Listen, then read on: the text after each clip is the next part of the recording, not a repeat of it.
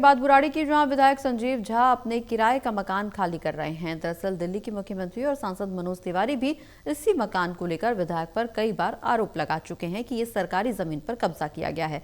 विधायक संजीव झा का कहना है कि ओजोन की लड़ाई कमजोर न पड़े, इसलिए वो अपने किराए के मकान को खाली कर रहे हैं।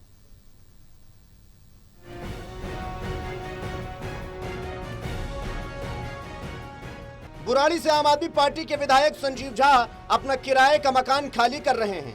पिछले कई दिनों से इस मकान को लेकर दिल्ली की मुख्यमंत्री रेखा गुप्ता और भाजपा सांसद मनोज तिवारी उन पर लगातार हमलावर थे।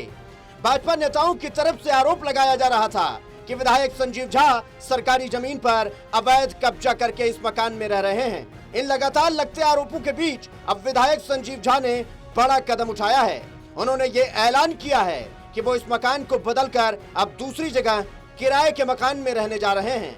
मकान खाली करने की वजह बताते हुए संजीव झा ने कहा कि बुराड़ी सहित दिल्ली में चल रही ओजोन की लड़ाई कमजोर न पड़े, इसलिए वो खुद इस विवादित जगह को छोड़ रहे हैं। विधायक संजीव झा का कहना है कि उन्होंने ओजोन की आवाज उठाई और यही वजह है कि उनको दबाने और इस मुद्दे को व्यक्तिगत बनाने के लिए उन पर इस तरीके से आरोप लगाए जा रहे हैं। लेकिन ओजोन की इस लड़ाई को वो जारी रखेंगे और ये विवाद व्यक्तिगत ना हो, इसलिए वो अपने किराए के मकान को खाली करके कहीं और रहने जा रहे हैं। संजीव झा 2021 से इस मकान में किराए पर रह रहे हैं। इस दौरान उन पर कई बार ये आरोप लग चुका है और अब ये लड़ाई बढ़ती हुई दिखाई दे रही है। और संजीव झा ने कहा कि ओजोन के मुद्दे को लेकर ऐसे आरोप लगाए जा रहे हैं जिससे ओजोन का मुद्दा हल्का पड़ जाए और ये लड़ाई व्यक्तिगत दिखाई दे, और इसलिए वो इस मकान को खाली कर रहे हैं। और इसी के साथ साथ उन्होंने भारतीय जनता पार्टी पर तीखा पलटवार भी किया। संजीव झा का कहना है कि उन्होंने भाजपा नेताओं द्वारा सरकारी जमीन पर कब्जा किए गए जमीनों की एक पूरी लिस्ट तैयार कर प्रशासन को सौंपी है। विधायक ने चुनौती देते हुए कहा कि अगर सरकार वाकई में निष्पक्ष है तो उनके द्वारा दी गई इस लिस्ट पर भी संज्ञान ले और उन भाजपा नेताओं पर जल्द से जल्द कड़ी कार्रवाई करे।